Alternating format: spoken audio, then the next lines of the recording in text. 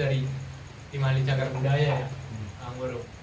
Sebenarnya Tim Ahli Cagar Budaya itu adalah sekumpulan orang atau beberapa orang yang biasanya itu ganjil yang dimiliki setiap kabupaten. Jadi kepentingannya ada tim ahli cagar budaya di tiap kabupaten supaya mempermudah atau membantu pemerintah setempat untuk proses penetapan satu objek menjadi cagar budaya. Nah, kalau dia ada situs tapi belum ada ketetapannya dari kabupaten, itu belum cagar budaya namanya. Itu masih objek dugaan. Nah, sebenarnya menarik perjalanan kami menuju Tim Ahli Cagar Budaya, di mana sebenarnya kalau untuk belajar mengenai regulasi tentang cagar budaya, undang-undang pemajuan kebudayaan itu udah sering didiskusikan di forum-forum juga. Cuman yang menjadi menariknya ketika bicara tim.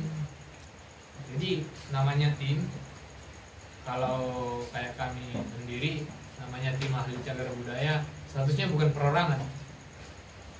Kami membawakan tim. Nah, jadi Tim Ahli Cagar Budaya Kabupaten Tapanuli Utara. Nah, saya sendiri asalnya dari Simalungun, tapi jadi Tim Ahli Cagar Budaya Tapanuli Utara tidak menutup kemungkinan. Oke, untuk proses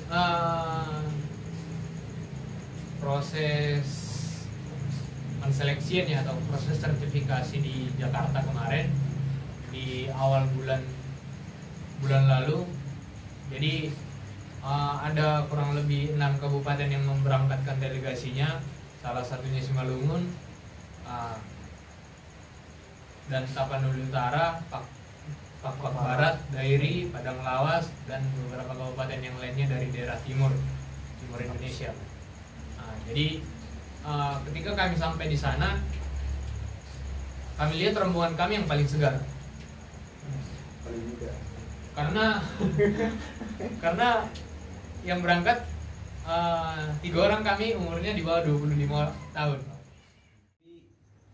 Perdebatan itu bukan jadi hal yang negatif, tetap mengarah ke positif. Diarahkan lagi nanti supaya ada titik temunya gitu. Lebih tepatnya yang dibilang Leni tadi, kita ini satu tim. Kalau 1 orang 2 orang itu bukan tim. Jadi yang lolos ini, yang kompeten ini harus bekerja sama, harus jadi tim menyatu. Jadi selama kita berangkat ke sana itu, ke Jakarta, kita dibiayai oleh kabupaten, Dinas Pendidikan, Kebudayaan, dan Perintistek sebesar 13 juta untuk pendaftarannya aja yang belum, lain tiket pesawat PP sama hotel. Ya kita bisa menikmati itu semua, tapi tetap juga harus berjuang. Ya kalau pulang kita belum kompeten agak malu juga gitu memang. Ada ODCB ya, objek diduga cagar budaya, belum penetapan. Ada sekitar 7 objek yang saya ingat. Yang pertama itu ada batu kursi peninggalan raja dulu, ada storytellingnya juga tentang itu. Ada makam raja atau sarkofagus, kuburan dari batu pada zaman dulu. Ada juga tempat tidur atau hombung. Jadi di tempat tidur ini bukan hanya sekedar tempat tidur raja, tapi di situ ada peninggalan harta-hartanya, harta raja. Benda pusakanya juga ada di dalamnya. Perak-perak pada zaman penjajahan dulu ada di dalam. Ada rumah bolon juga. Rumah bolon ini bergorga, motif Batak. Jadi di rumah bolon ini biasanya sesuai dengan apa yang dimiliki raja, itu yang tertempel di dalam rumah bolon itu, sesuai apa yang dimiliki lah itu. Baru ada juga di Sibandang itu ODCB-nya pagar kampung yang dibentengi batu. Jadi proses pembuatannya ini bukan cuma 1 tahun 2 tahun, bahkan sampai 3 tahun sampai ke 5 tahun gitu pembuatan kampung berbenteng batu ini. Di dalamnya juga ada rumah peninggalan raja.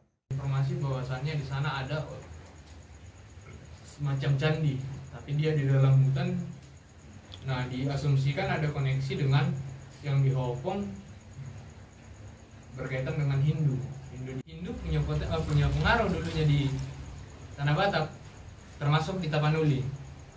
Dengan ditemukannya beberapa tinggalan di Hopong, diasumsikan di Garoga juga ada candi, dikaitkan dengan bahal batu yang di Padang Lawas.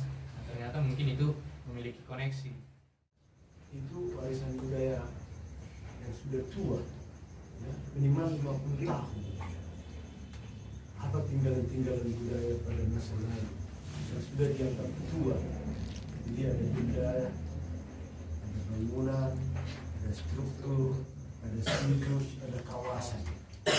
Ya, jadi membedakan ini memang harus kita pelajari. Jadi saya kemarin juga nggak terpikir saya jadi tim ahli cagar budaya di Provinsi Sumatera Utara. Tapi ya saya direkomendasikan itu.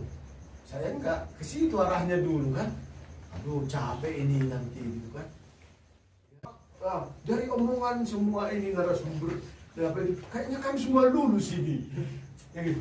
Oh iya, kami bukan nggak berhak menentukan itu. Ternyata semua angkatan kami itu lulus. Gitu. Nggak pintar-pintar amat gitu. Tapi udah stres semua menghafal undang-undang itu. Gitu. Udah tahu dia, ini nggak perlu lagi. Udah ke orang kerja ini. Gitu. Jadi memang orang tim ahli cagar budaya itu nanti orang yang kerja. Gitu. Ada yang bisa dikerjakan. Meskipun ya tidak harus apa. Sebenarnya pekerjaan utamanya adalah mengkaji dokumen yang sudah tersedia dan menetapkan, merekomendasikan penetapan dan diserahkan pemerintah nanti membuat skala politis atau tidak gitu.